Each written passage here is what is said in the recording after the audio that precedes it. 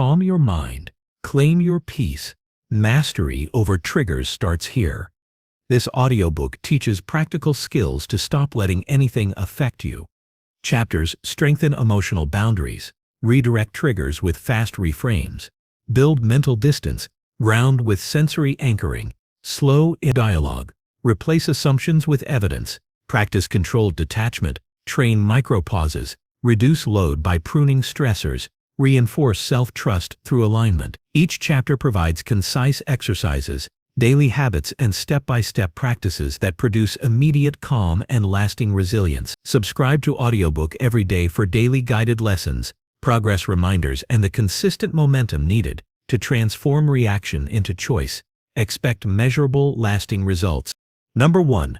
Strengthen emotional boundaries through deliberate awareness. Strengthening emotional boundaries begins with the quiet decision to stop giving the world more power than it deserves. Many people move through life believing they must absorb every tone, every look, every disappointment, and every shift in someone else's mood. They carry emotions that don't belong to them, react to situations that never needed a reaction, and internalize problems that were never theirs to solve.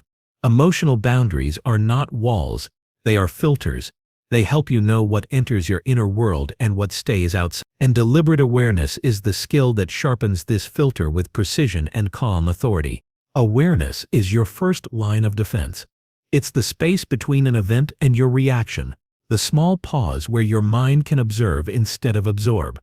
Most people never use this space. They jump from trigger to reaction so fast that it feels automatic, because it is. When a remark stings, when a conversation tightens your chest, or when someone's frustration tries to pull you into their storm, your body responds before your mind takes the lead.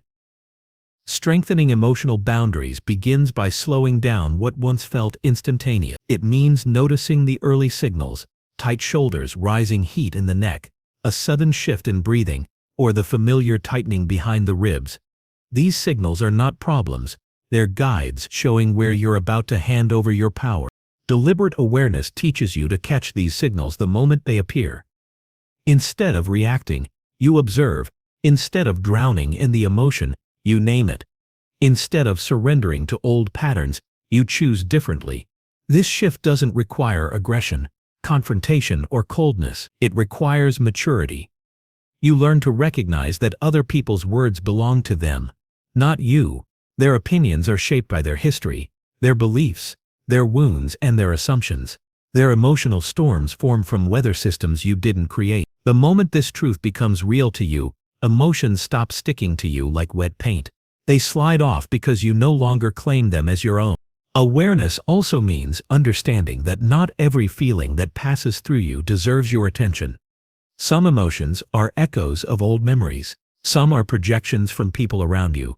Some are simply the mind doing what the mind does, generating noise. When you observe without attachment, emotions lose their intensity. They become temporary sensations rather than commands. This perspective gives you control. Instead of reacting instinctively, you become selective about what influences you. The world stops shaking you every few minutes because you stop handing it that level of access. Emotional boundaries strengthen when you begin identifying the difference between responsibility and influence. You are responsible for your actions, your thoughts, your choices, and the way you show up. You are not responsible for people's assumptions, reactions, misinterpretations, or emotional instability. Yet many people reverse this. They internalize everything and feel responsible for everyone. Awareness breaks that pattern. It reminds you that every person carries their own emotional load, and you don't need to carry it with them. You support others without absorbing their tension. You stay compassionate without sacrificing your peace. You remain present without being consumed. Practical awareness starts with noticing your triggers. Triggers are invitations, not to react, but to understand. When something affects you deeply, it's pointing toward an internal wound or past imprint. Instead of battling the trigger, you examine it. You ask yourself where it comes from, what memory it reminds you of, and why it hits so hard. This examination isn't meant to create resistance. It's meant to bring clarity. With clarity, triggers lose their power. You no longer respond from old pain but from present awareness. Emotional boundaries become stronger because you are no longer reacting blindly. Another layer of deliberate awareness is recognizing energy patterns. Every environment has its emotional climate. Every conversation carries a tone. Every person brings their own energy, some grounding, some chaotic, some uplifting, some draining. When you step into a space with awareness, you immediately sense what belongs to you and what doesn't. You feel the shift without being consumed by it. You notice the tension in someone's voice without making it a reflection of your worth. You recognize someone's frustration without turning it into a personal attack. You see someone's disappointment without assuming you caused it. This clarity allows you to stay grounded regardless of what is happening around you. Awareness also helps you understand your emotional capacity. There are days when your inner energy is high and resilient, and you can handle more. There are days when your mind feels heavier, your patience thinner, and your boundaries require more protection. When you know your capacity, you stop forcing yourself into conversations, responsibilities, or emotional exchanges that drain you. You set limits early, you say less, you choose silence over unnecessary arguments, distance over forced closeness, and calm over emotional chaos. This is how boundaries grow stronger, not through confrontation, but through quiet self-respect. One of the most powerful forms of deliberate awareness is observing your internal dialogue. The mind speaks constantly, offering interpretations, assumptions, and predictions. Many of these thoughts are exaggerated or disconnected from reality. When you mistake these thoughts for facts, you create emotional storms that never needed to exist. Awareness allows you to question your internal narrative before believing it. You witness the thought without accepting it as truth. You ask whether it serves you, supports you, or harms you. When you stop giving every passing thought the authority to control your emotions, your inner world becomes calmer. The noise fades because you stop feeding it. Practically strengthening emotional boundaries also involves watching how your body responds to different emotional experiences. Your body often reacts faster than your mind. Tight muscles, shallow breath, clenched jaw, restless hands. When you feel these sensations, you don't push them away or judge them. You simply notice. Awareness brings calm because the moment you acknowledge the body's reaction, it begins to soften. This single act of recognition creates space between you and the emotion. And in that space, boundaries form. Deliberate awareness also helps you see where you lose yourself. Some people demand too much of your emotional energy. Some conversations leave you drained. Some situations consistently disrupt your peace. Awareness brings these patterns into the light. Once you see them clearly, you can decide how to interact differently. You protect your peace not by withdrawing from life, but by entering each moment consciously. You choose where your attention goes. You refuse to hand your emotional stability to anything or anyone who hasn't earned that privilege. Strengthening emotional boundaries is not about becoming distant. It's about becoming steady. You stop being pulled into every emotional wave. You stop reacting to the smallest disruptions. You stop shrinking or rising according to the moods of others. Your internal state becomes your responsibility and your sanctuary. Awareness transforms your mind into a place where peace has room to grow, where clarity replaces confusion, and where emotional balance becomes your natural state instead of a rare moment. When deliberate awareness becomes a habit, you navigate life differently. You speak with calm confidence because you're not operating from emotional impulse. You listen more deeply because you're not defending yourself against imagined threats. You choose your reactions because you now understand that they are choices, not instincts. The world becomes less overwhelming because you stop letting everything enter your inner space. Emotional boundaries grow firm, steady, and reliable. The more aware you become, the more resilient you feel. You start trusting your ability to handle discomfort. You no longer avoid difficult situations because you know they cannot break you. You recognize that external events have only as much power as you give them, and with each moment of deliberate awareness, you give them less. This is where your strength grows. This is where your peace becomes consistent, and this is where you stop letting anything affect you more than it should. Number 2. Redirect triggers using fast cognitive reframes. Redirecting triggers through fast cognitive reframes is the skill that turns emotional turbulence into clarity, before the mind has time to spiral. A trigger is simply a moment that catches you off guard, an unexpected comment, a shift in tone, a memory that rises without warning, or a situation that challenges your sense of control. Most people feel the hit, assume the worst, and react from instinct rather than intention. But a reframe allows you to intercept that instant reaction, shift your interpretation, and steer your mind toward a perspective that supports stability rather than chaos. A trigger feels powerful because it strikes fast, but the mind can shift just as quickly when trained. The first step is understanding that triggers come from interpretation, not from the event itself. Two people can experience the same moment and walk away with completely different emotional responses. This proves the trigger lives in the meaning you assign, not in the moment itself. When you understand this, you regain the ability to shape the meaning before it shapes you. A reframe doesn't erase the situation, it rewires your understanding of it. When a trigger strikes, the mind rushes to fill in the gaps with assumptions. It creates stories based on past experiences, insecurities, and unhealed moments. These stories feel automatic, but they are not facts. The reframe begins by catching the story before it settles. It's that single thought, there might be another explanation. That pause interrupts the mental momentum and opens space for a healthier interpretation. The moment you offer the mind a different angle, the emotional intensity begins to dissolve, because the trigger no longer feels absolute. One fast reframe involves shifting from personalization to neutrality. Many triggers come from taking things personally, someone's tone, silence, or impatience. Instead of assuming you caused their mood, you shift to a neutral interpretation. You tell yourself that their behavior reflects their inner world, not your worth. This single mental shift immediately softens the emotional weight. Neutrality is powerful because it frees you from carrying emotions that were never meant for you. It keeps you from tying your identity to someone else's temporary state. Another quick reframe is focusing on facts over assumptions.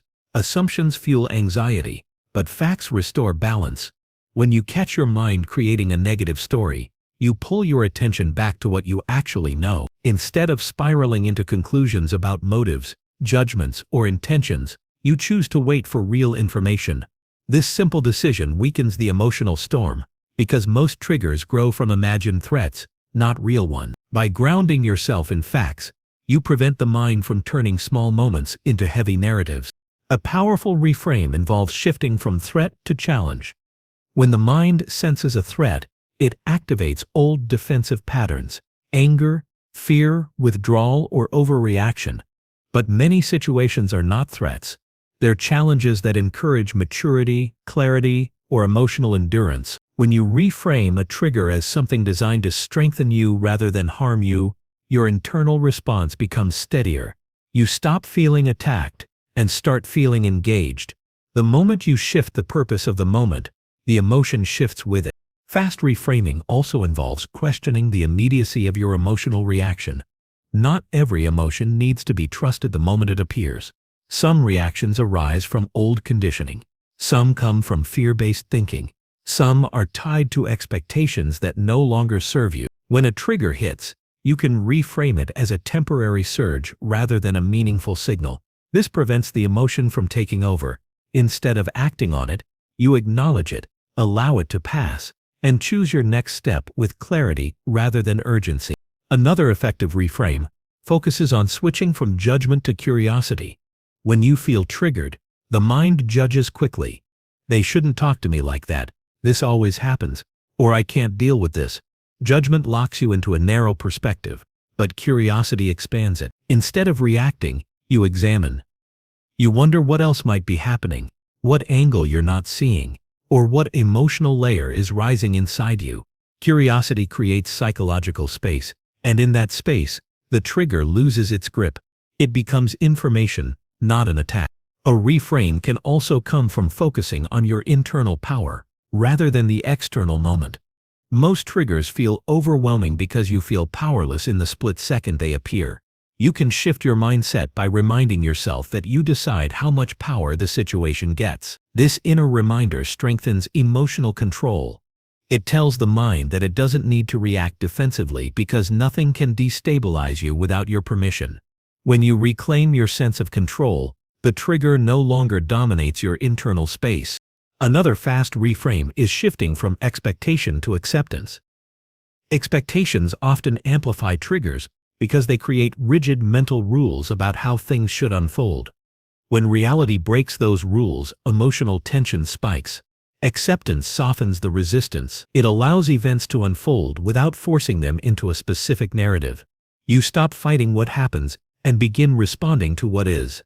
Acceptance doesn't mean passivity, it means clarity. It keeps the mind from spiraling into frustration when situations unfold differently than you imagined. One practical way to apply reframing is to treat the trigger as feedback rather than failure. When something affects you deeply, it's pointing toward an area that needs awareness, healing, or better boundaries. Instead of viewing the trigger as a disruption, you can reframe it as insight. You see it as a mirror reflecting something within you, not a blow against you. This perspective transforms discomfort into information, and information empowers growth. Fast reframing also helps you challenge your emotional exaggerations. A trigger often magnifies the moment, making it appear more threatening or personal than it is. When you notice the exaggeration, you scale it back to proportion. You remind yourself that the moment is temporary, not catastrophic. This shift reduces emotional intensity because you stop treating every inconvenience as a crisis. You begin responding from calm rather than urgency. Another powerful reframe involves shifting from helplessness to choice. A trigger can make you feel stuck, cornered, or controlled. But reframing reminds you that you always have choices. Choices about your reaction, your interpretation, your tone, your next step, and your state of mind. When you reconnect with the idea of choice, the emotional pressure drops. You no longer feel trapped inside the moment because you recognize your ability to shape it. Reframing is not about pretending everything is positive. It's about seeing truth from angles that support emotional stability. It allows you to respond wisely without letting instinct hijack your peace. It helps you maintain your inner authority even when the external world becomes unpredictable. Through consistent practice, reframing becomes second nature. Triggers become less influential because your mind no longer clings to its first interpretation. You become flexible, grounded, and emotionally intelligent. With time, fast cognitive reframing reshapes your entire relationship with emotional discomfort. You begin moving through life with more control, more clarity, and more confidence. Moments that once pulled you into reaction become opportunities for strength. Situations that once overwhelmed you become manageable. People who once destabilized you lose their power because your interpretations are no longer fragile. You respond with intention rather than impulse, with understanding rather than assumption, and with strength rather than sensitivity. This is how you stop letting triggers dictate your emotional state. This is how you reclaim ownership of your inner world. Number 3. Build mental distance before reacting instinctively. Building mental distance before reacting instinctively is the discipline that protects your clarity when emotions try to take control. It gives you a buffer between what happens and how you respond, allowing your mind to remain steady even when tension rises. Instinctive reactions are fast and often fueled by old conditioning, past wounds, or emotional habits formed long before you became aware of them. Mental distance breaks this automatic cycle. It lets you observe the moment without becoming tangled in it, and it creates the space needed to think clearly rather than respond impulsively. Mental distance begins with recognizing the difference between experiencing a moment and becoming consumed by it. Many people merge with their emotions so quickly that they don't realize they've been pulled into a reaction until it's too late. A sharp comment, a sudden inconvenience, or a shift in someone's attitude can trigger immediate defensiveness. The body tenses, the mind narrows, and the reaction spills out. But when you create mental distance, you step out of that immediate pull. You watch the reaction rise without letting it command your behavior. The situation still exists, but it doesn't swallow your perspective. This distance is not indifference. It's awareness. It's the ability to hold yourself steady while observing what's unfolding. It prevents you from rushing into unnecessary conflict, over-explaining, or responding with intensity that the situation never required. You begin to see that many moments don't need your full emotional investment. Some need silence, some need patience, some need a delayed response, and some need no reaction at all. Once you understand this, you stop letting every experience push you into automatic expression. Creating mental distance requires training your attention. When something stirs you, your focus tends to collapse onto the trigger. Your mind locks onto the detail that upsets you, replaying it, analyzing it, or imagining what it means. That tightening of attention is what amplifies emotion. Distance comes from widening your perspective.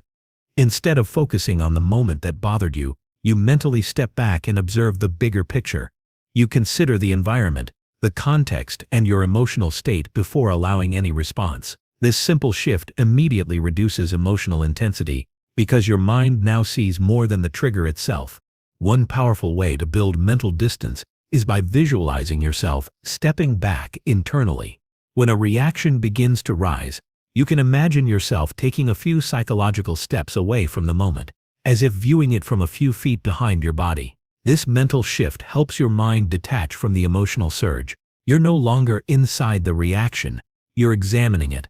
This internal repositioning slows your emotional momentum and gives you time to choose a wiser approach. Another effective technique is grounding your awareness in your physical senses. When emotions escalate, the mind travels forward into assumptions or backward into memories. Both directions steal clarity. To create distance, you anchor yourself in the present. You notice the weight of your body, the texture of your clothing, the temperature of the air, or the feeling of your breath moving. These sensations pull you out of mental noise. They create a pause long enough for your emotional intensity to settle. Once your mind is anchored, the urgency fades, and your perspective sharpens. Mental distance also depends on understanding that not every emotion is trustworthy in the moment it appears. Some reactions are exaggerated, some are based on misunderstandings, some are remnants of past experiences that have nothing to do with the situation in front of you. When you recognize this, you stop treating every reaction as a command. You allow the emotion to rise without immediately acting on it. This alone builds tremendous resilience because it breaks the belief that feeling something means you must respond instantly. An important part of creating distance is questioning the urgency your mind creates. Emotional reactions come with a sense of immediacy, an internal push to act, speak, defend, or correct. This urgency often leads to responses you regret. When you build distance, you challenge that pressure. You tell yourself that you don't need to respond right now. You give yourself permission to settle before you speak. This shifts your internal state from impulsive to intentional. The moment you grant yourself time, you regain control. Mental distance also grows when you separate your identity from the situation. Many instinctive reactions come from feeling attacked, misunderstood, or invalidated. But when you remind yourself that your worth isn't tied to the moment, your emotional intensity weakens. Someone's comment no longer feels like a wound. A disagreement no longer feels like a threat. A mistake no longer feels like a personal failure. Distancing your identity from the moment allows you to respond with steadiness instead of defensiveness. Another aspect of mental distance is developing a habit of pausing before you speak. Even a small pause, just a breath or two, creates enough separation for your thoughts to reorganize. In that quiet moment, your mind shifts from reaction to evaluation. You consider what outcome you want, what response aligns with your values, and whether the situation deserves your energy. This simple pause prevents countless misunderstandings and emotional outbursts. It transforms your presence, making you someone who responds with intention rather than reflex. Mental distance is also built through understanding your emotional patterns. When you know which situations tend to trigger you, you become more prepared to create space before reacting. You anticipate the intensity before it hits, and because you expect it, you don't fall into automatic responses. You stay ahead of the reaction rather than being overtaken by it. This awareness makes you more composed because you're no longer surprised by your emotional shifts. Another way to build distance is by observing the situation as if you were an outsider. Imagine you're witnessing the moment from another person's perspective, someone who is calm, objective, and detached. When you see the moment through that lens, you realize that what feels overwhelming internally may appear minor externally. This helps you recalibrate your emotional response, allowing you to act from clarity rather than intensity. Mental distance also comes from understanding that reacting instantly rarely leads to the best outcome. Quick reactions often create unnecessary tension, misunderstandings, or decisions that complicate your life. When you build the habit of holding yourself apart from the moment, your responses become clearer, calmer, and more deliberate. People around you feel the difference. They sense your steadiness. They respond to your calmness. They trust your presence. This strengthens relationships, reduces conflict, and creates a more peaceful internal and external environment. Over time, building mental distance changes the way you experience life. Triggering moments lose their power because you no longer surrender to them. You create space instead of collapsing into emotion. You observe rather than react. You act from intention rather than impulse. Your mind becomes clearer, your reactions become more measured, and your emotional foundation grows stronger. This skill becomes a form of inner armor, not to keep you detached from the world, but to keep you grounded within. With consistent practice, mental distance becomes your natural response. You handle challenges with patience, interruptions with stability, disagreements with clarity, and emotional waves with a calm awareness that doesn't disappear under pressure. You no longer feel pulled into the chaos around you. Instead, you navigate it with a quiet, disciplined strength. And with every moment of mental distancing, you reinforce the message that your peace is worth protecting, your reactions are worth choosing, and your mind is worth mastering. Number 4. Ground overwhelming moments with sensory anchoring.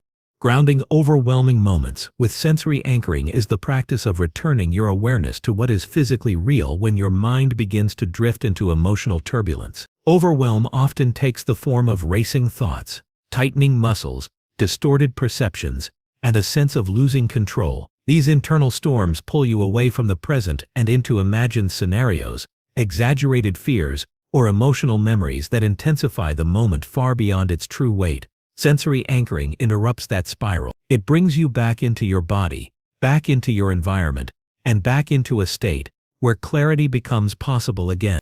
Overwhelm grows when the mind detaches from reality and attaches to interpretation.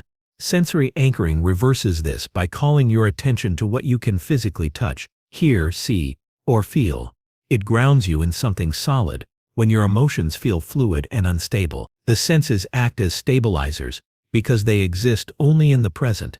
They cannot pull you into the past or push you into the future. They hold you in the moment directly in front of you. When everything inside you feels chaotic, the senses become a bridge back to balance. The first step in sensory anchoring is noticing the earliest signs of overwhelm. Before it erupts fully, it often begins with subtle signals: shallow breathing, a racing heartbeat, restlessness in the limbs, difficulty focusing, or a pressure behind the chest. If you catch these sensations early, you can shift into grounding much more easily. Overwhelm becomes harder to manage once it gains speed, so the quicker you anchor, the smoother the emotional shift will be. Anchoring begins with directing your attention to one sense at a time. Touch is often the easiest sense to access. When your thoughts feel scattered, physical contact provides immediate stability. You may feel the texture of an object in your hand, the firmness of the ground beneath your feet, or the sensation of your fingertips pressing together. These simple points of contact send a clear message to your nervous system that you are still safe, still present, and still in control of your response. Another powerful sensory anchor is sound. Overwhelm narrows your awareness to internal noise, but external sounds widen your perception. The hum of an appliance, the rhythm of footsteps, the rustle of clothing, or even the soft movement of air can pull you out of your thoughts. When you listen intentionally, your mind shifts from reacting to observing. That shift alone reduces the emotional charge because your awareness becomes outward focused instead of inward consuming. Sight also provides grounding, especially when your thoughts feel heavy or fast. Choosing a single object to focus on can interrupt internal chaos. It might be the pattern on a wall, the outline of a piece of furniture, or the movement of your own hand. Seeing something stable reminds your mind that the world has not shifted as dramatically as your emotions suggest. Visual focus strengthens the connection between perception and reality, making emotional exaggeration lose its force. Breath anchors the body in moments of internal intensity. Overwhelm disrupts your breathing pattern immediately. Breaths become shorter, faster, or inconsistent. Restoring a steady rhythm signals your nervous system to slow down. The breath becomes not just a survival function but a grounding mechanism. Feeling the movement of air through your nose, the rise and fall of your ribs, or the expansion of your lungs brings your attention back to the present moment with remarkable efficiency. Even a single intentional breath can soften the emotional rush. Temperature is another anchor often overlooked. Noticing the coolness of the air on your skin, the warmth of your hands, or the contrast between a cold surface and your body can interrupt spiraling thoughts. Temperature brings immediate awareness to physical sensation, which is something the mind cannot distort. It is direct, real, and consistent, giving you a solid point of grounding when inner experiences feel unpredictable. One of the most effective forms of sensory anchoring is the combination of multiple senses at once. When overwhelm rises sharply, engaging several senses creates a stronger pull back into calm. Feeling the texture of your clothing, listening to a nearby sound, taking a slow breath, and noticing the colors around you can collectively reset your awareness. Engaging multiple senses creates a full-bodied grounding experience that overwhelms the overwhelm itself. A crucial part of sensory anchoring is allowing your senses to guide you without judgment. Many people criticize themselves for feeling overwhelmed, which only heightens tension. Grounding works best when approached with acceptance. You acknowledge the intensity, and then you redirect your attention. There is no resistance. There is only the choice to return to the present moment. This acceptance softens mental pressure and opens the door for calm to re-enter. Sensory anchoring becomes even more powerful when practiced consistently, not just during overwhelming moments. The more familiar you become with the sensations in your environment, the easier it is to return to them during emotional turbulence. When grounding becomes a daily habit, your mind learns to rely on the body as a stabilizing force. This reduces overall sensitivity and lessens the frequency of emotional overload. Another layer of sensory anchoring is recognizing that the body often experiences emotions before the mind labels them. When you feel tension in your shoulders, heaviness in your chest, or restlessness in your stomach, these are physical signals that your emotional system is activated. Anchoring helps you respond to these signals early, instead of waiting until they escalate. By grounding your attention in the senses, you calm the body first, and the mind follows naturally. This practice also helps break the habit of catastrophizing. When you anchor yourself in sensory reality, emotional exaggeration loses its foundation. The mind cannot catastrophize while fully engaged with the present physical moment. Sensory information is neutral. It does not create stories, expectations, or predictions. It simply exists. Connecting to this neutrality weakens the emotional narrative and restores rational thinking. Sensory anchoring also builds emotional resilience. Over time, it teaches you that emotional waves are temporary and manageable. You begin to trust your ability to navigate intensity without collapsing under it. This trust reduces fear of overwhelm, which in turn decreases the likelihood of becoming overwhelmed in the first place. The more you ground yourself in the present, the less power emotional storms hold over your mind. This grounding method also enhances your decision-making. When the mind is flooded, it loses the ability to prioritize, evaluate, or choose wisely. Sensory anchoring clears the mental fog. It gives you a moment of clarity where you can reconnect with your values, intentions, and long-term goals. Instead of reacting impulsively, you regain the ability to respond consciously. This shift turns overwhelming moments into opportunities for deeper emotional wisdom. With continued practice, sensory anchoring becomes a form of inner safety. You develop a reliable way to calm the internal storm whenever it rises. You no longer fear emotional intensity because you know how to return to balance. Overwhelm becomes something you can navigate rather than something that overtakes you. You build a grounded presence that stays steady even when life becomes unpredictable.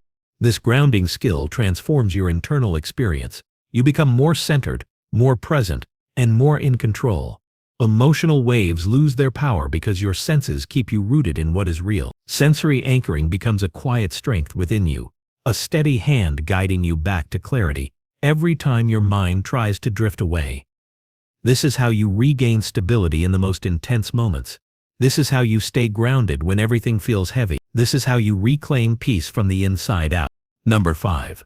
Slow inner dialogue to calm impulses. Your mind holds a constant stream of commentary, whispering judgments, predictions, fears, and assumptions about nearly everything you encounter.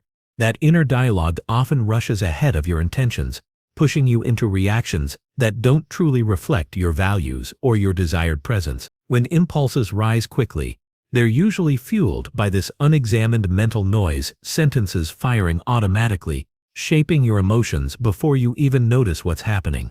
Slowing this internal speech gives you a chance to reclaim authority over your responses. You create a gentler space inside yourself where clarity grows, where you can separate what you feel in the moment from the decision you want to make. The process begins by noticing how rapidly your thoughts tend to leap from one idea to another.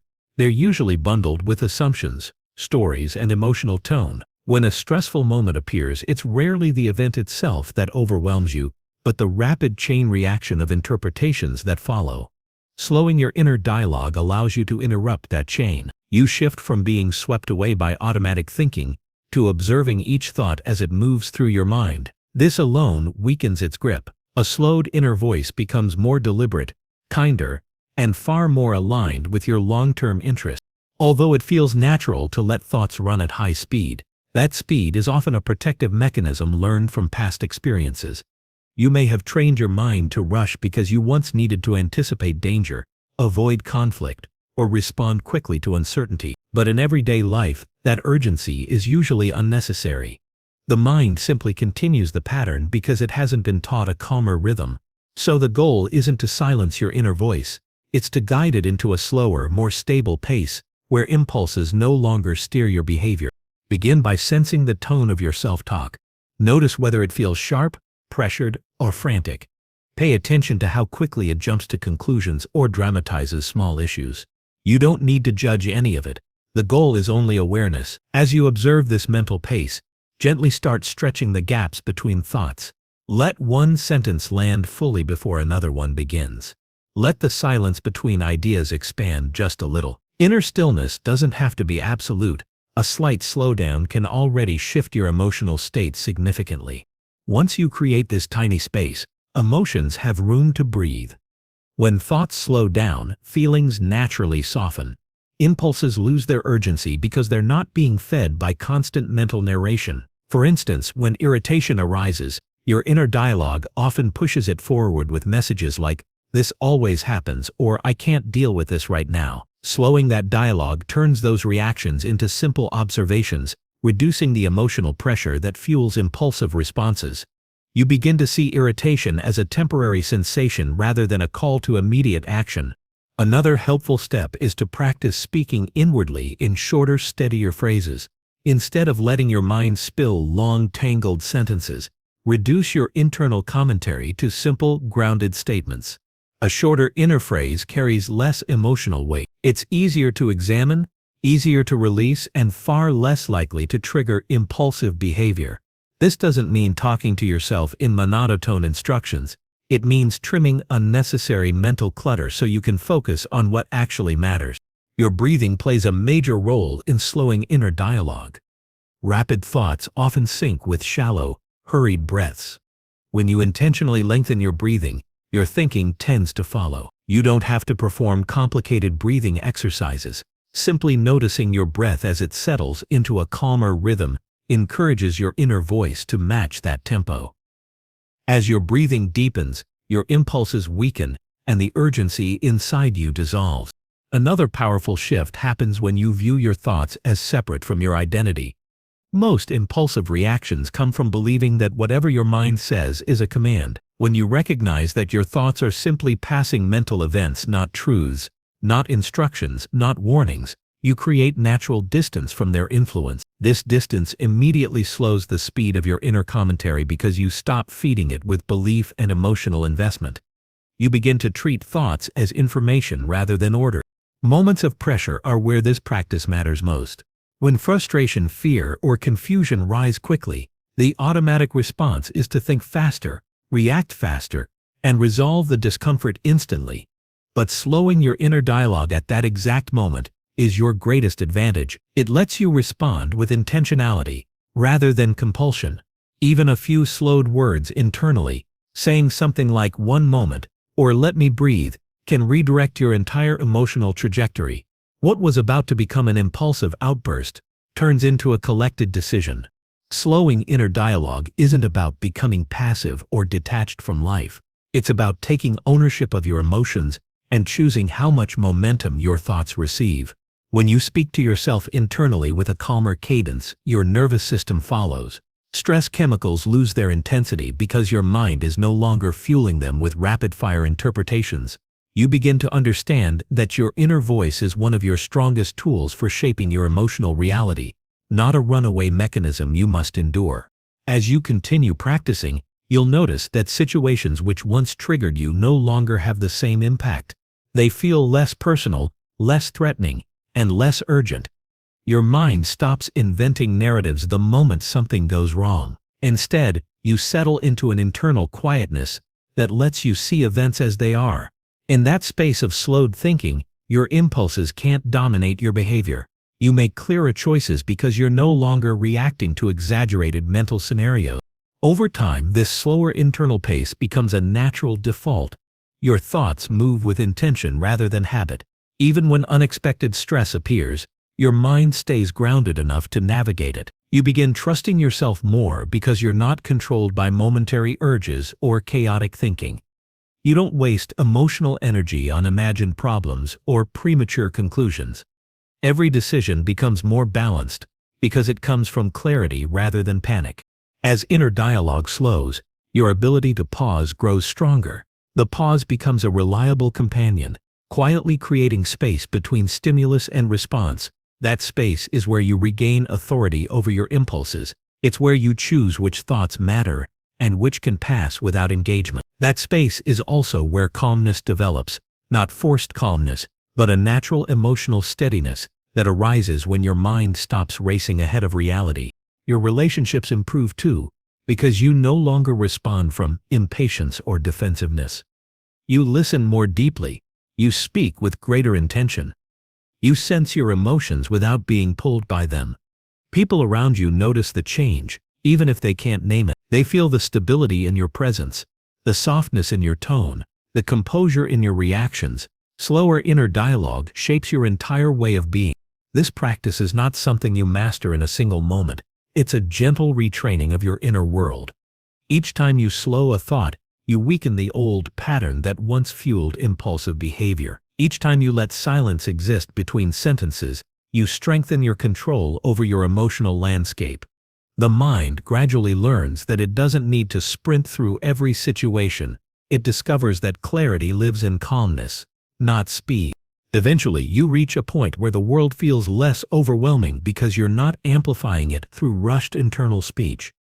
Your impulses won't disappear entirely. They're part of being human, but they will lose the power to dictate your actions. Your calm becomes your anchor, your inner voice becomes your guide, and your life becomes shaped by intention rather than reactivity. Number 6. Replace assumptions with neutral evidence-based thinking. Your mind often fills in the blanks long before you have the facts. It rushes to close gaps with stories that feel familiar, comfortable, or protective, even when those stories aren't accurate. These assumptions shape your emotions instantly, and because they feel true, they push you toward reactions that don't match reality. Replacing those assumptions with neutral, evidence-based thinking frees you from reacting to illusions. It allows you to see situations with a steady, grounded perspective instead of letting fear, bias, or guesswork take control of your behavior. When you base your understanding on what is actually present, you regain influence over how you feel and how you respond. Neutral thinking doesn't demand that you suppress your emotions or pretend you don't care about something. It simply asks you to pause long enough to question the story your mind automatically tells. Most of your stress comes not from the event itself, but from the interpretation layered on top. When you learn to examine your thoughts with curiosity instead of certainty, you create space between raw observation and emotional reaction. That space becomes a sanctuary where clarity grows. It's where you choose which thoughts deserve attention and which ones are assumptions dressed as truths. The first step in this shift is noticing when your mind leaps ahead of the facts. Assumptions usually carry a subtle emotional charge, tightness, irritation, worry, or a sense of urgency. They rarely arrive quietly. They come with definitive claims like, "They did that on purpose," or "This will definitely turn out badly." Your goal is to catch these statements the moment they arise. Simply identifying them as assumptions softens their influence. It becomes easier to look at them with fresh eyes, instead of slipping into familiar emotional patterns. Once you notice an assumption, the next step is to hold it lightly and examine it. Ask yourself what evidence you have that the assumption is accurate. Not imagined evidence, not emotional evidence, but observable reality. This often reveals that the mind has been filling in the blanks with old fears, old expectations, or old habits. Evidence-based thinking doesn't require complex analysis. It only requires honesty. When you can admit that a thought has no clear support, it loses its power to dominate your emotions. Neutral thinking is not about pretending everything is positive. It's about describing things as they are, without exaggeration or distortion. When something stressful happens, you acknowledge the situation clearly, while refusing to add a layer of negativity that isn't actually present. For example, instead of telling yourself a coworker ignored you because they dislike you, you shift to a neutral observation. You weren't acknowledged, and you don't yet know why. That single mental adjustment prevents your emotions from spiraling into unnecessary conflict or insecurity. As you practice neutrality, you begin to notice how much energy assumptions drain from your daily life. They keep you stuck in internal arguments that never needed to exist. They lead you to react emotionally to scenarios that never truly happen. By grounding your thinking in evidence, you break that cycle. You respond to what's real instead of fighting shadows created by habit. This makes your emotional world steadier because your reactions follow actual experiences instead of imagined threats. Another powerful aspect of evidence-based thinking is recognizing patterns in your own assumptions. You may repeatedly assume criticism where none exists, anticipate danger when you're safe, or interpret silence as rejection. These patterns come from past experiences grafted onto current situations. Once you identify them, you can interrupt them. You can remind yourself that a familiar feeling does not automatically mean a familiar outcome. This gives you the freedom to respond to the present moment instead of reliving the past. Neutral thinking also encourages you to check your interpretations with clarity, rather than speculation. Instead of filling the silence with imagined conclusions, you gather small, concrete pieces of information that reflect reality. You observe tone, behavior, context, and facts without layering emotional meaning on top. This approach creates calmness because nothing is exaggerated. Even when something genuinely difficult happens, your response is measured because you're not adding unnecessary intensity to the situation. You'll notice that your relationships become more stable when you replace assumptions with grounded thinking. Misunderstandings shrink because you no longer react to conclusions your mind created without evidence. You become more patient because you give others the benefit of clarity rather than the burden of your projections. People sense your steadiness. They feel safer around you because you don't jump to conclusions or escalate situations with unfounded interpretation. This makes communication smoother and far less emotionally draining. As you continue practicing, you develop an inner voice that questions before reacting. It doesn't accuse, it inquires. It asks what else might be true, what facts are missing, and what evidence supports your current interpretation. This inner voice becomes a calming force, interrupting mental narratives that used to flood you with stress. It helps you approach situations with the mindset of an observer rather than a judge. That shift alone reduces emotional volatility and strengthens your ability to handle challenges with composure. One of the most important parts of this practice is staying patient with yourself. The mind loves shortcuts, and assumptions are shortcuts. They provide instant conclusions, even if those conclusions are inaccurate. Training your mind to slow down and seek evidence requires repetition. Some moments will feel easier than others, but every time you question a thought instead of accepting it blindly, you strengthen your mental discipline. You become someone who responds with intention rather than habit. Eventually, this form of thinking becomes second nature. You begin to recognize that many situations contain far less emotional weight than your assumptions once made them seem. You feel lighter because you're not carrying unnecessary interpretations. You feel grounded because your emotions are tied to facts rather than guesses. You feel in control because your reactions align with reality instead of imagined scenarios. This discipline becomes a powerful anchor, helping you navigate daily life with balance and steadiness. With enough practice, You reach a point where your mind feels clearer, lighter, and more capable of staying centered. You stop feeding emotional storms with imagined narratives. You stop reacting to things that never actually happened. Instead, you interact directly with what's in front of you, and that simplicity becomes liberating. Evidence-based thinking doesn't make life perfect, but it makes life calmer. It gives you the stability to move through challenges without being pulled into emotional extremes. It becomes a quiet strength, one that allows you to stay grounded, intentional, and aligned with your truest self. Number 7. Practice controlled detachment during charged interactions. There are moments when someone's tone, expression, or words ignite something sharp inside you. The pulse quickens, tension rises, and every part of you prepares to defend, react, or push back. Charged interactions have the power to pull you into reactions you never planned. Practicing controlled detachment is the art of remaining steady when the situation tries to pull you off balance. It doesn't mean you stop caring, nor does it mean you withdraw emotionally from people who matter. It means you keep ownership of your internal state, even when the environment becomes heated. You stay connected to your values instead of getting swept into the rush of impulse. Controlled detachment gives you the ability to observe without absorbing. When emotions run high, people often lose the ability to see the difference between the situation and their internal response. Strong reactions feel automatic because the mind fuses them with the moment.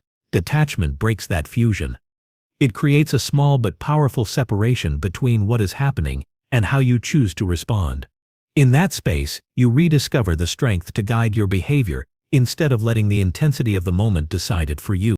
The most crucial part of controlled detachment is maintaining your sense of center. When someone else's emotions surge, your mind may instinctively mirror that energy. You might feel pressured to match their intensity, raise your voice, defend your position, or speak before thinking. Controlled detachment interrupts this reflex. You allow their emotions to be theirs, not yours. You don't pick up their urgency, their frustration, or their instability. You remain grounded in your own pace, maintaining composure even when the other person becomes reactive. In a charged moment, your body speaks before your thoughts do. The tightening of muscles, the shallow breath, the rush of adrenaline, all of these physical signals tell you that your system is preparing for conflict.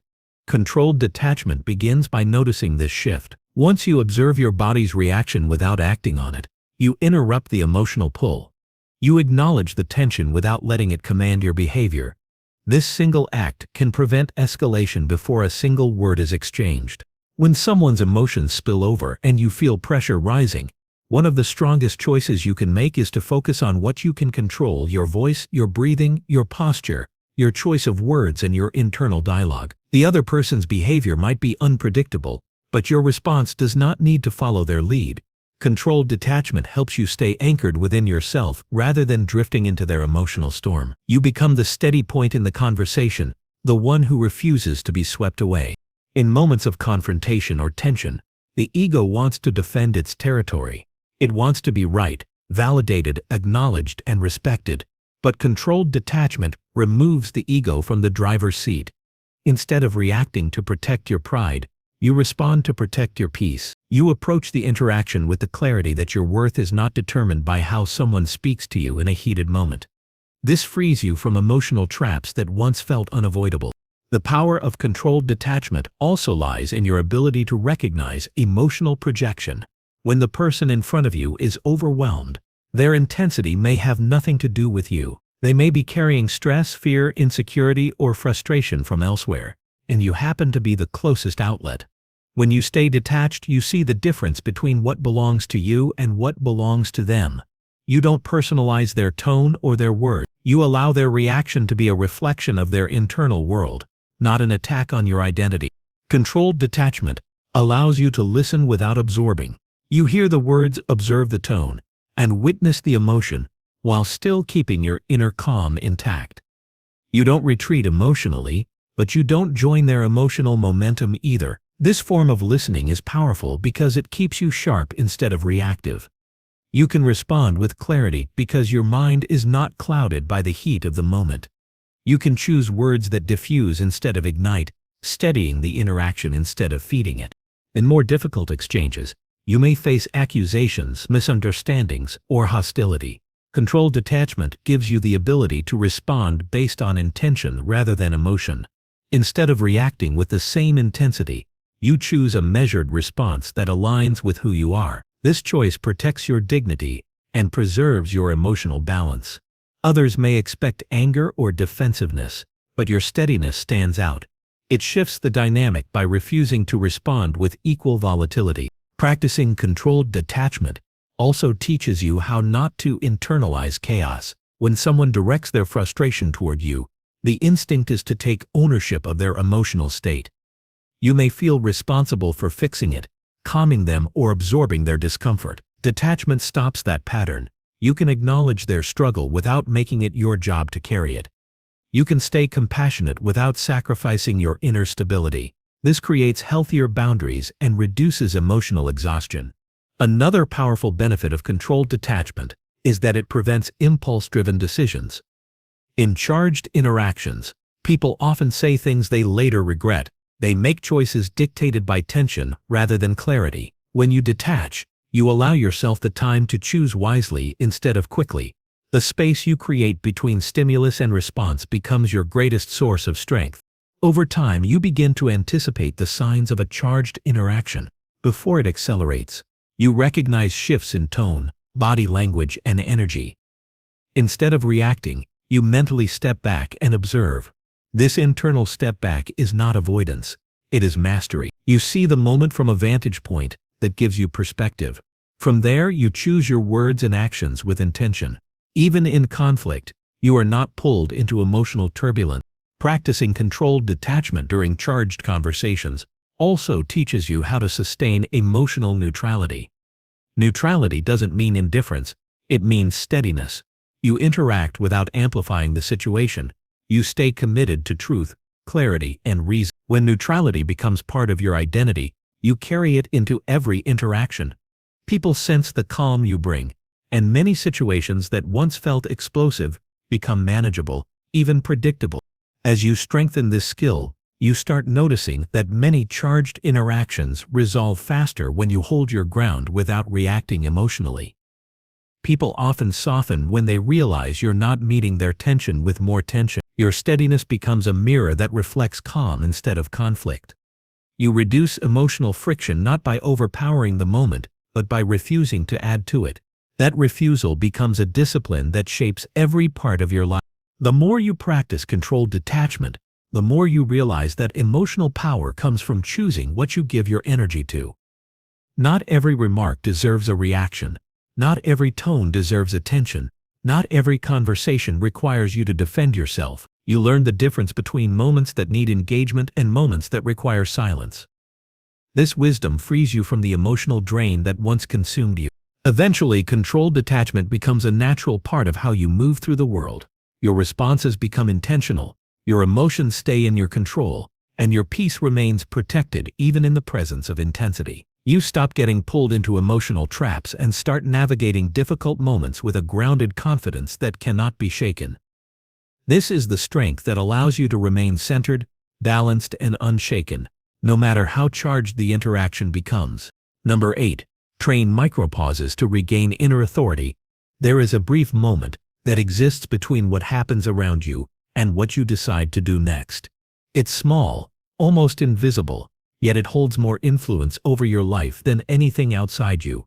Most people move through the world without noticing this space. They react out of habit, speed, or emotion, and their responses become automatic patterns that determine the quality of their relationships, choices, and inner peace. Training micropauses is the practice of reclaiming that moment. It allows you to step back, even for a second, and choose your response with intention rather than instinct. This is how you regain inner authority, the ability to guide your behavior instead of being driven by impulses. A micropause is not hesitation or fear. It is a deliberate act of awareness. It's the calm breath before speaking, the internal check before reacting, the subtle shift from compulsion to clarity. This tiny space reminds you that you have control over your actions, even when the world around you tries to push you into urgency. In that moment, you return to yourself. You stop the automatic momentum of old patterns and create an opening where wisdom can step in. Training these pauses begins by noticing how quickly the mind wants to respond to everything. It rushes to defend, justify, explain, correct, and protect without assessing whether any of those actions are actually necessary. When you insert a micro-pause, you interrupt this rush. The pause doesn't need to be long, even a single breath can reset your emotional state. That breath signals to your nervous system that you are not in danger, that you are choosing to act rather than being pushed into reaction. These moments are especially valuable in emotionally charged situations. When someone's tone sharpens or their words cut deeper than expected, your instinct may be to match that intensity. But the micro-pause creates room between the emotion rising inside you and the response forming on your tongue. In that space, you remember that not every feeling deserves expression and not every provocation deserves attention. You regain control by choosing how much power you give to the moment. Over time, micro-pauses become a form of self-leadership. They remind you that you are responsible for your own behavior, not for the chaos around you. Instead of being pulled by impulses, you learn to guide them. Instead of reacting to every emotional spark, you learn to observe and decide. Each pause strengthens your discipline, and with each repetition, your inner authority grows stronger. A micro-pause also helps you recognize the emotions behind your reactions. Often, anger is a mask for embarrassment, frustration is a mask for fear, and urgency is a mask for insecurity. When you pause, you give yourself a moment to identify what's really happening inside. That clarity prevents you from acting on the wrong emotion. You no longer speak out of irritation when the real issue is exhaustion, nor do you make choices out of anxiety when the real issue is lack of information. This shift reduces misunderstandings and prevents emotional misfires that create unnecessary conflict. As you develop this skill, you also begin noticing the influential power of silence. The silence in a micro-pause resets the tone of a conversation, especially when it's drifting toward conflict. It allows the other person's emotion to settle. It shows confidence. It shows restraint. It shows that you do not need to respond immediately in order to maintain control of the situation. Silence is not weakness. It is authority without aggression. Micro-pauses also protect you from impulsive decisions. Many of the choices people regret are made in moments of emotional intensity or mental pressure. A pause provides just enough distance to question whether a decision aligns with your long-term values rather than your immediate feelings. This practice keeps you from saying something you can't take back, committing to something you don't want to do, or escalating something that could easily be resolved with calm clarity. Training micropauses also strengthens your ability to remain present. When your mind slows down for a moment, your awareness sharpens. You notice details you would have overlooked, and you respond to the actual situation rather than your assumptions about it. This presence helps you avoid misinterpretation and allows you to engage more thoughtfully. It makes your interactions smoother and your emotional stability more consistent. As micropauses become more natural, you start recognizing that most external situations do not require immediate reaction. Emotional urgency is often psychological, not practical. The pause helps you question the pressure you feel. Is the moment truly demanding, or is your mind creating urgency that doesn't exist? With each pause, you peel away exaggerated tensions and return to a calmer understanding of what needs to be done. You also begin noticing how much emotional energy you conserve by slowing your initial response. When you react impulsively, you often spend hours cleaning up the consequences, clarifying, apologizing, explaining, or correcting. The pause eliminates that drain. It prevents emotional spillover that strains your relationships, disrupts your focus, or derails your day. With one conscious breath, you redirect an entire emotional trajectory toward calmness rather than chaos. Practicing micro-pauses also shifts the way you see yourself. You begin to trust your ability to stay centered under pressure. That trust is a powerful form of inner authority. It tells you that you are capable of handling difficult moments without losing your grounding. It builds confidence that your reactions can reflect strength, clarity, and maturity, even when situations are challenging. The more you practice micropauses, the more they become woven into your identity. They occur naturally when you begin to feel overwhelmed. They appear when someone's words sting. They surface when frustration tries to take control. They rise in moments of temptation, irritation, or impatience. Each pause becomes a reminder that you have a choice, that you are not obligated to follow the first impulse that appears. Over time, the pauses grow slightly longer, not in duration, but in depth. A second becomes enough time to evaluate your thoughts, adjust your posture, steady your breathing, and reconnect with your intention. That second becomes a gateway to wisdom. You move through life more deliberately, less rushed, and more aligned with who you want to be. You stop giving your power to fleeting emotions and begin giving it to thoughtful, intentional action. Eventually, the discipline of micro-pauses transforms the way you respond to the world. You speak with greater clarity, you act with more purpose, you handle conflict with a level of calm that feels grounded and unshakable. People notice your steadiness and feel more at ease around you. They respect your presence because you're not driven by impulse, frustration, or pressure. You become someone who brings peace into situations instead of adding to the tension. Training micropauses is ultimately about reclaiming ownership of your inner world. It's about remembering that your reactions are yours to shake, no matter what happens outside you. You regain your inner authority every time you pause before responding, every time you choose intention over instinct, and every time you remain centered in the face of intensity. This quiet discipline becomes one of your greatest strengths, a steady anchor that keeps you aligned, balanced, and in full command of your emotional life. Number 9. Reduce emotional load by pruning stressors. The weight you carry inside often builds silently, layer upon layer, until it becomes the very force shaping your reactions, your patience, your clarity, and your emotional balance. Reducing that load is not about escaping life, but about clearing the unnecessary friction that drains your strength before the real challenges even begin. When you start removing the sources that constantly siphon your attention, your mind stops fighting on too many fronts, and you finally reclaim the mental bandwidth to think, respond, and live with intention rather than tension. Every person reaches a moment when they realize that inner heaviness is not created by one overwhelming event, but by dozens of tiny stressors that should have been released long ago. This is where conscious pruning becomes a personal turning point, because nothing transforms your emotional life more than eliminating what never deserved to be carried in the first place. The process begins by examining the small, persistent pressures you've normalized. These are the subtle obligations, relationships, habits, and digital inputs that keep your nervous system in a constant simmer. You don't always notice them because they blend into the background, but they still erode emotional stability.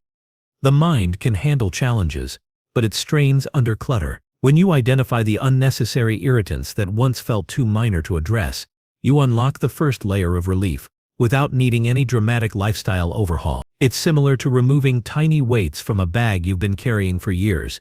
Each one seems insignificant at first, yet your posture improves, your breathing deepens, and your pace becomes lighter with every piece you let go. One effective way to begin pruning is to evaluate the environments you interact with daily. Many stressors hide in the spaces you move through, subtly shaping your mood. A disordered work area can push your levels of mental tension upward even before you start your day. A chaotic digital environment, crowded inboxes, endless notifications, cluttered home screens, creates micro-stress spikes that you've learned to tolerate but never should have. When you intentionally remove visual and digital noise, your nervous system stops operating in low-level alert mode, which naturally reduces emotional reactivity. People often underestimate how much cleaner surroundings create calmer thoughts. But as soon as the unnecessary stimuli disappear, the mind follows. Another source of hidden emotional load comes from unresolved micro-obligations. These are the tasks you postpone repeatedly because they feel too small to prioritize, yet their unfinished presence weighs on you. Whether it's a message you've been meaning to reply to, a decision you've been avoiding, a small repair you've been delaying, or a conversation you've been postponing, these fragments occupy mental space until they are cleared. Every delay asks the brain to store a little more open loop, and these loops continue to drain energy even when you're not consciously thinking about them. When you close them one by one, you experience an unexpected surge of mental clarity because your mind is no longer tracking lingering responsibilities in the background. Relationships also contribute significantly to emotional load, and pruning them doesn't always mean cutting people out. Often, the weight comes from unspoken expectations, patterns of interaction, or subtle emotional demands that have become habitual. Some people consistently take more energy than they return. Others trigger old emotional patterns that you've outgrown. Sometimes the stress lies in trying to maintain a version of yourself that no longer fits the relationship. Pruning in this context means adjusting boundaries, changing the frequency of interaction, communicating honestly, or allowing certain dynamics to dissolve naturally instead of sustaining connections out of guilt or habit. When you create space around emotionally draining relationships, you regain internal stability and no longer burn energy managing discomfort that could have been prevented. A powerful but often overlooked stressor is mental overconsumption. Taking in more information, opinions, news, and stimuli than you can process. The modern mind is burdened far more by intake than by experience. Every article you skim, every video you half-watch, every social feed you scroll contributes to cognitive residue. It's not the content itself that exhausts you, but the rapid switching of focus. When you deliberately reduce informational clutter, your emotional system becomes noticeably steadier. You develop deeper attention, slower thoughts, and fewer internal spikes of tension. The nervous system thrives on rhythm, not overload. Pruning your inputs restores that rhythm. Another layer of emotional weight comes from self-imposed pressure. These are the internal standards, comparisons, timelines, and imagined expectations that you unconsciously carry. They may sound like motivation, but they often operate as quiet antagonists that push you toward anxiety rather than growth. The mind becomes stressed not because you're doing too little, but because you're insisting you should be doing more. Pruning this type of stress means identifying the unrealistic narratives that shape your decisions and releasing the ones that no longer serve you. When the inner critic loses its dominance, your emotional landscape becomes less hostile and more supportive. You can also reduce emotional heaviness by removing avoidable frictions from your routines. Many stressors come from processes that are unnecessarily complicated. Simplifying your day, streamlining your morning, organizing your tools, planning your tasks, structuring your priorities, removes countless micro-strains that normally accumulate into irritability or fatigue. The more predictable your systems become, the more relaxed your emotional state feels. Consistency creates emotional safety because the mind no longer wastes energy navigating chaos. One of the most transformative forms of pruning comes from reducing exposure to triggers you've already identified. These triggers may be specific environments, conversations, activities, or predictable stress patterns that you've learned to ignore rather than address. Removing or limiting them is not avoidance, it's strategic emotional management. When you stop willingly placing yourself in predictable stress traps, you break the cycle of reactivity and create space for healthier responses. This in turn strengthens emotional resilience because your energy is no longer drained by preventable turmoil. Another important aspect of pruning stressors is learning to pause before accepting new demands on your time, attention, or emotional capacity. Many people overload themselves not because life forces them to, but because they reflexively say yes before evaluating whether something truly matters. When you become selective about where your energy goes, you stop stretching yourself into emotional exhaustion. This deliberate filtering protects your stability and allows you to handle genuinely important matters with more grounded focus. As you continue removing emotional burdens, you notice a subtle but profound shift. Your reactions become clearer, your thoughts become slower, your breathing becomes deeper, and your presence becomes stronger. A lighter emotional load doesn't just make you feel calmer, it amplifies your ability to respond rather than react. You start noticing opportunities, solutions, and insights that your previously cluttered mind couldn't perceive. Your emotional capacity expands because it is no longer suffocated by unnecessary weight. Pruning stressors is not a single action, but an ongoing practice of removing what drains and preserving what strengthens. The more you refine your emotional environment, the more you step into a life defined by clarity instead of chaos, by steady control instead of constant tension, and by the inner authority that comes only from having space to breathe, think, and choose your responses with intention. Number 10. Reinforce self-trust through consistent inner alignment. Self-trust grows in the quiet space between what you know is right for you and the choices you actually make. It strengthens each time your thoughts, your intentions, and your actions line up without contradiction. When your inner world moves in one direction instead of being pulled apart by conflicting impulses, you develop a sense of solidity that can't be shaken by outside pressure. Most people lose trust in themselves not because they lack ability, but because they repeatedly act against their own deeper understanding.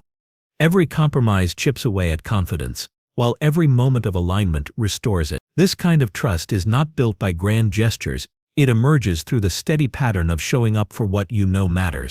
At the foundation of inner alignment lies the willingness to be honest with yourself. It requires recognizing when a decision is made from fear instead of clarity, when you're complying instead of choosing, or when you're avoiding something you know you should face. The more transparent you become with your intentions, the easier it is to guide yourself without second-guessing. Honesty becomes a compass that points you toward the actions that reinforce trust instead of eroding it. Instead of trying to impress others or live by borrowed standards, you begin directing your choices from a grounded sense of what supports your growth. As you listen to your internal guidance more carefully, you start realizing how often you override your own signals. You might ignore a boundary your body tries to communicate, or dismiss an intuition because it seems inconvenient, or silence a feeling because you think it's irrational. Yet these small betrayals accumulate.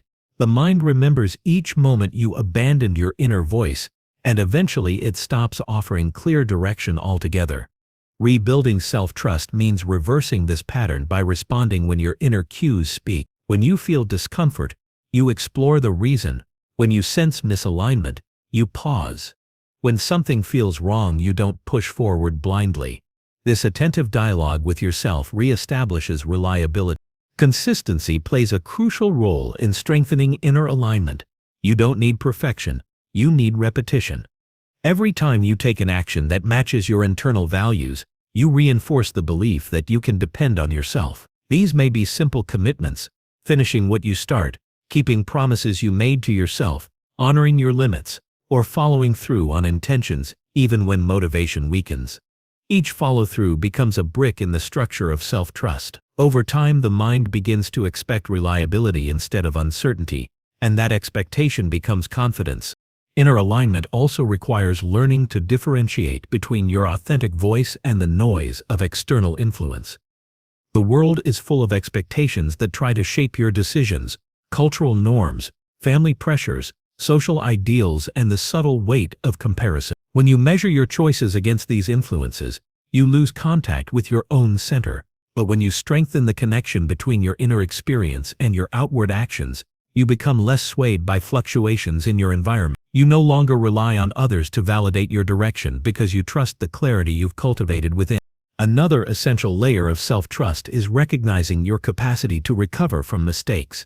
Many people hesitate to follow their inner alignment because they fear choosing wrong. Yet mistakes are not threats to trust, they are opportunities to refine it. When you hold the belief that you can repair, adjust, and learn, you stop freezing under uncertainty. You make choices from a place of courage rather than avoidance. This resilience amplifies inner confidence because you prove to yourself that even imperfect steps can move you forward without compromising who you are. Self-trust deepens further when you allow yourself to pursue what feels meaningful, instead of what simply feels familiar. The mind gravitates toward routine because it seems safe, even when the routine creates dissatisfaction. But alignment cannot grow inside the confines of old patterns. It expands when you choose actions that reflect your evolving values, not your outdated habits. When you move in harmony with what you believe now instead of repeating what you believed years ago, you free yourself from the past that no longer represents you. This progression strengthens the sense that you are capable of guiding your own evolution. A major part of reinforcing self-trust involves regulating the inner dialogue that shapes your daily decisions. A chaotic inner voice leads to chaotic actions. A grounded inner voice leads to grounded choices.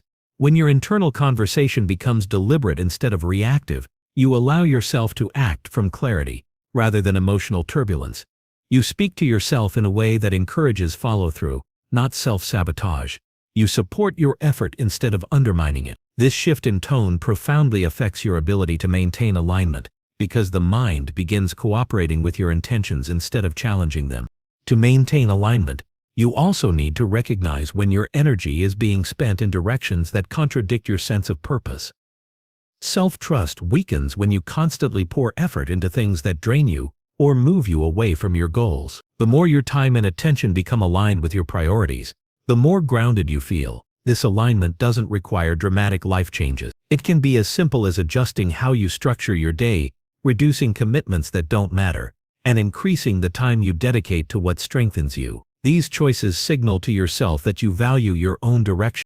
Another way to reinforce self-trust is through emotional responsibility. When you acknowledge your feelings without blaming them on external forces, you empower yourself to respond consciously. Responsibility doesn't mean self-judgment.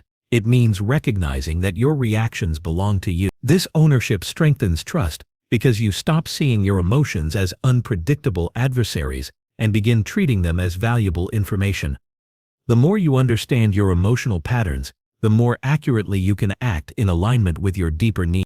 As your inner alignment solidifies, you gain a sense of internal quiet that becomes a powerful form of stability.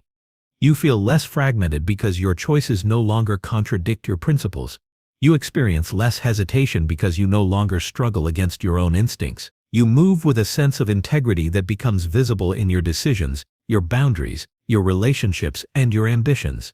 Others begin to sense this steadiness as well, and it radiates through your presence without you needing to assert anything. Over time, reinforcing self-trust becomes a cyclical process.